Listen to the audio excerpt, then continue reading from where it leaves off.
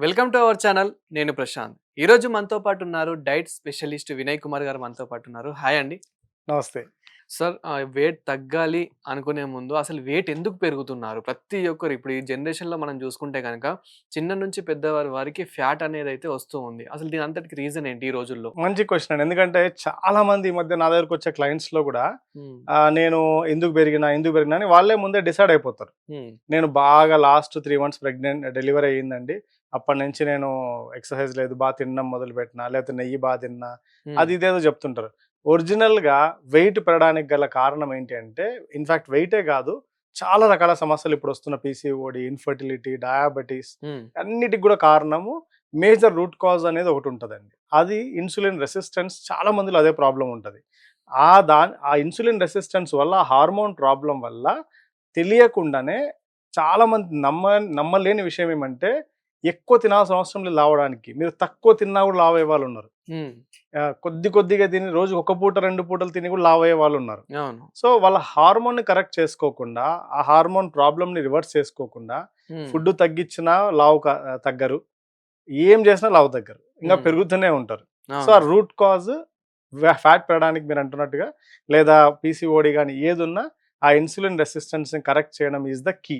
అది ఓకే. చేయకపోతే ఏం చేసినా వేస్టే. అంటే సార్ బికాస్ ఆఫ్ ఆయిల్ అని గూడా మనం అనుకోవచ్చా? ఎందుకంటే ఈ మధ్య కాలంలో ఆయిల్ గూడా కల్తీ వస్తుంది అండ్ బయట ఫుడ్ గూడా చాలా తింటున్నారు గాబట్టి, సో ఆయిల్ వల్ల నిజంగానే ఫ్యాట్ పెరుగుతుంది. ఫస్ట్ పాయింట్, ఆయిల్ గాని ఏదన్నా అనుకోండి, హ్మ్. దాన్ని ఫ్యాట్ కింద పరిగణిస్తాం. అవును. ఆయిల్ గాని, ఘీ గాని, హ్మ్. బటర్ గాని ఏదైనా సరే. ఫ్యాట్ వల్ల లావు పెరగరు. ఓకే. First point. చాలా మందికుండే ఒక మిత్ ఇది. హ్మ్. రాంగ్ కన్సెప్షన్ అది.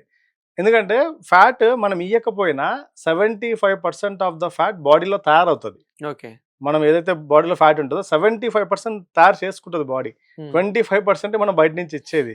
బట్ దాంట్లో మనం ఈ మధ్య కాలంలో వస్తున్న రిఫైన్డ్ ఆయిల్స్ ఏవైతే ఉన్నాయో, హైలీ ప్రాసెస్డ్ ఆయిల్స్ ఏవైతే ఉన్నాయో, and cheap oils, especially street food vendors గాని, ఇట్లా వీళ్ళందరూ వాడే ఆ చీప్ ఆయిల్స్ ఏవైతే ఉన్నాయో, వాటి వల్ల కొద్దిగా గొప్ప మన హార్మోన్ డిస్టర్బెన్స్ అయ్యే అవకాశం ఉంది. హ్మ్. కానీ కంప్లీట్‌లీ లావు అవ్వడానికి ఆయిలే కారణం అనేది అబద్ధం. సార్ అంటే కొందరు డాక్టర్స్ ఏమంటారు అంటే గనక మినిమమ్ ఫ్యాట్ అనేది మన బాడీలో ఉండాలని జెప్పేసి కొందరు డాక్టర్స్ అంటారు. కొందరు డాక్టర్స్ ఈ ఫ్యాట్ అనేది కరిగిపోతేనే మనం యాక్టివ్‌గా ఉంటామని కొందరంటారు. అసలు ఫ్యాట్ ఉండాలా? ఉండొద్దా?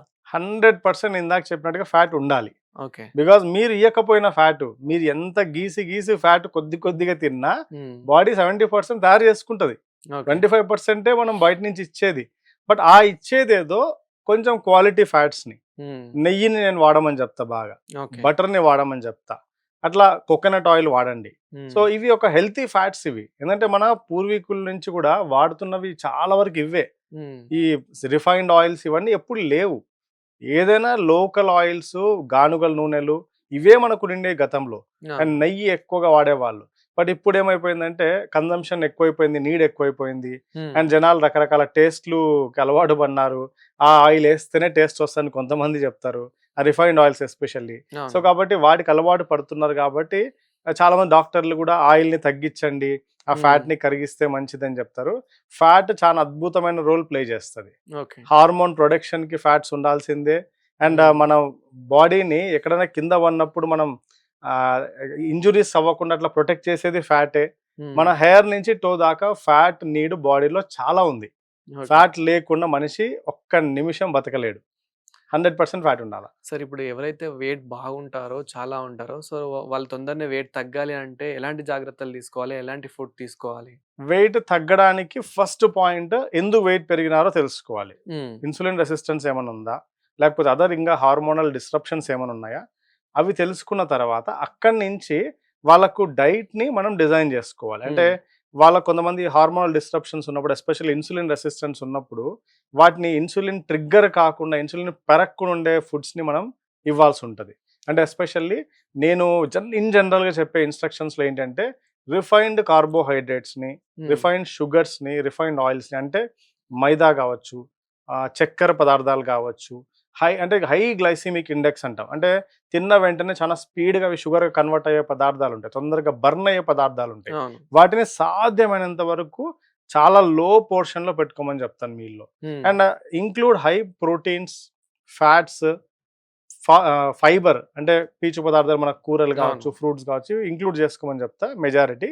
అండ్ నేను అందరికీ వెయిట్ తగ్గాలనుకున్న వాళ్ళకి, హెల్త్‌ని ఆప్టిమల్‌గా మెయింటైన్ చేయాలనుకున్న వాళ్ళకి నేను చెప్పే ఇన్‌స్ట్రక్షన్స్‌లో ఫస్ట్‌దేంటంటే నైట్ వాళ్ళ last meal of the day okay. వాళ్ళు రోజుకి 2 సార్లు తిన్నా, 3 సార్లు తిన్నా last meal of the day మాత్రం మాక్సిమం సూర్యాస్తమయానికి దగ్గరగా తినమని చెప్తా. ఓకే. అంటే 7 మాక్సిమం టైం. హ్మ్. ఇంతకంటే ఎక్కువ తినొద్దు. 7 తర్వాత షట్ డౌన్ అయిపోవాలి. మీ ఈటింగ్ కంప్లీట్‌లీ షట్ డౌన్ అవ్వాలి. అంటే ఇక్కడ చాలా మంది ఏమైతుందంటే మనం లాగౌట్ జేయడమే 7, 8 అవుతుంది. ఇంటికెళ్ళేసరికి 10 అవుతుంది. సో, వీళ్ళు తినడానికి 11 అవుతుంది. పడుకోవడానికి 12 అవుతుంది. సో, దానివల్ల గూడా సైడ్ ఎఫెక్ట్స్ ఏమైనా వచ్చే అవకాశం ఉందంటారా? 100% అండి. హ్మ్. నేను ఒక ఎగ్జాంపుల్ చెప్తా. ఇప్పుడు ఇంట్లో చాలామంది ఎస్పెషల్లీ మహిళలకి ఇది బాగా రిలేట్ అయితది. ఇంట్లో ఊడుస్తున్నాము. అవును. పిల్లలొచ్చి మళ్ళీ తిరిగి బురద ఏస్తున్నారు ఇంట్లో. ఒకసారి క్లీన్ చేస్తారు. హ్మ్. రెండోసారి క్లీన్ చేస్తారు. అదే టైంలో రోజుకి 10 సార్లు అలా తుడుస్తున్నప్పుడే చేస్తే ఏం చేస్తారు? ఒక టైంకి విసుగొచ్చి అవును. వాళ్ళ చేతులు ఎత్తేస్తారు. నేను ఊడ్చనింగా వీళ్ళు తిరుగుతూనే ఉంటారు. అంతా అయిపోయిన తర్వాత నేను అప్పుడు ఊడ్చడం మొదలు పెడతా అని హ్మ్. రోజు పోస్ట్‌పోన్ చేస్తూ పోతే ఆ ఇల్లు ఎట్ట తయారైపోతది? ఇంకా చెత్త కుండీలాగా తయారైపోతది ఇల్లంతా. దుమ్ము, హ్మ్. ధూళి. అందుకే చిన్న పిల్లలున్న ఇళ్ళలో చూస్తే మాక్సిమం అన్నీ డిస్టర్బ్డ్‌గానే ఉంటాయి. హ్మ్. ఎందుకంటే వాళ్ళు చెప్పే మాట మా పిల్లలు ఎంత సర్దినా మళ్ళీ అట్లనే చెత్త చేస్తారని. అవును. మన బాడీలో గూడా ఆఫ్టర్ 9 పీఎం ఎస్పెషల్లీ ఎందుకు హ్మ్. 7 లోపు తినమని చెప్తామంటే 2 గంటలు గ్యాప్ వస్తది. 9, 9:30 కంతా ఆర్ 10 కంతా పడుకుంటే హ్మ్. 9 నుంచి బాడీ క్లీనింగ్ స్టార్ట్ అయితది. అవును. బాడీ మన సర్కాడియన్ రిథమ్ ప్రకారము ఆ 9:00 నుంచి తెల్లవారుజాము దాకా ఒక్కొక్క ఆర్గాన్ ఒక టైంలో క్లీన్ చేసుకోవడం మొదలు పెడతది తనంతట తానే. హ్మ్. బాడీ అంత అద్భుతమైన పదార్థం అంటే ఎవరు దీన్ని డీకోడ్ ఇప్పటివరకు చేయలేరు. అంత అద్భుతమైన వెపన్ మన బాడీ. అంత అద్భుతమైన మెషిన్ అని చెప్పొచ్చు. హ్మ్. అదంతకదే క్లీన్ చేసుకుంటది. తెల్లవారేసరికి మనకు ఒక మంచి ఫ్రెష్ బాడీనిస్తది. అవును. దానికి మనం ఎర్లీగా తిని, ఎర్లీగా నిద్రపోతే అది జరుగుతది. అలా హ్మ్. గాకుండా నేను రాత్రి 10, 11కి నా ఫ్యామిలీ అంతా కలిసి కూర్చొని తింటాము. మాకప్పుడే టైం దొరుకుతదంటే దాని వల్లే చాలా పెద్ద దరిద్రం. అందరం అవును. కలిసి తినడం వల్లే. తినాలని అంత అభిమానం, అంత ప్రేమ ఉంటే మధ్యాహ్నం పూట తినండి కలిసి కూర్చొని. లేదా హ్మ్. మార్నింగ్ బ్రేక్‌ఫాస్ట్ అందరూ కలిసి కూర్చొని తినండి. బట్ నైట్ కూర్చొని రాత్రి 10, 11కి తినడం అనేది మోస్ట్ డేంజరస్ హాబిట్ అండి. అవును. అండ్ దానివల్ల స్లీప్ డిస్టర్బ్ అయిపోతది. స్లీప్ సరిగ్గా లేదంటే రిపేర్ ప్రాసెస్ ఆగిపోతది. సో, మీ హ్మ్. బాడీ ఎప్పుడు రిపేర్ జేసుకోవాలి? మీరు చేసిన డ్యామేజ్‌కి రోజంతా. సో, ఎప్పుడు మీ ఐడియల్ కండిషన్‌లోకొస్తది బాడీ? అవును. సో, దానివల్ల హార్మోన్స్ డిస్రప్ట్ అయిపోతాయి. దాని నుంచి అన్ని ఇష్యూస్ ఒబెసిటీ, పీసీఓడీ, ఇన్‌ఫర్టిలిటీ ఇట్లా ఇంకా మీరు ఒక్కటి గాదు ఎన్ని చెప్పండి మెయిన్ కాజ్ ఇక్కడి నుంచి మొదలైతుంది. హ్మ్.